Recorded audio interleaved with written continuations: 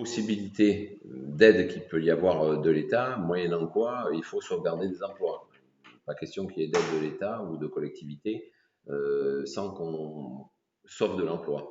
Euh, Est-ce qu'on peut avoir du chômage partiel de façon à garder les gens sur l'entreprise et pendant plusieurs mois, parce que là on parle sur 2 ans pour certains secteurs d'activité avant que ça reparte, et puis d'autres secteurs qui périclitaient déjà avant, qui eux, je pense malheureusement, ne reprendront pas, et je pense que c'est d'ailleurs pas la volonté de l'entreprise.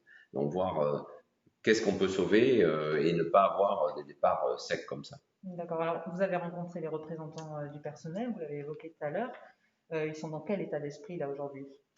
Écoutez, je les ai rencontrés le lendemain. Ils ont été très surpris du PSE. Ils savaient bien, ils m'en avaient parlé d'ailleurs durant la campagne, qu'il y avait des difficultés et probablement des pertes d'emplois qui s'annonçaient, y compris avant la crise du Covid. Mais quand ils ont été convoqués ce matin-là, ils ne pensaient pas avoir un PSE d'une telle ampleur, là, immédiatement, sans autre forme de discussion.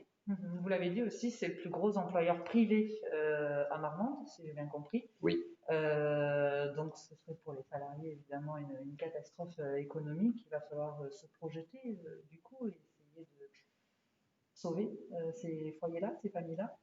Parce que Et 200 personnes, c'est 200 familles, sans compter les sous-traitants du sous-traitant. exactement, ça fait plus de 100 familles touchées en fait. Effectivement, il faudrait qu'ils puissent retrouver un emploi sur le bassin du territoire, le bassin d'emploi du territoire, et malheureusement, on voit bien qu'on n'est pas en capacité d'absorber ces 200 emplois là tout de suite. C'est pourquoi j'ai dit il faut travailler. Alors, on travaille déjà, mais il faut travailler sur le territoire, pas que la ville de Marmande, bien sûr, sur une activité économique, je dirais, très diversifiée. Parce que nous avons de beaux fleurons aéronautiques et nous en sommes très heureux. Mais on voit bien que quand on a des grosses entreprises, c'est bien, surtout quand ça marche très bien, ce qui était le cas ces dernières années. Mais s'il y a un revers, c'est terrible. L'impact et le retour, la vague est terrible.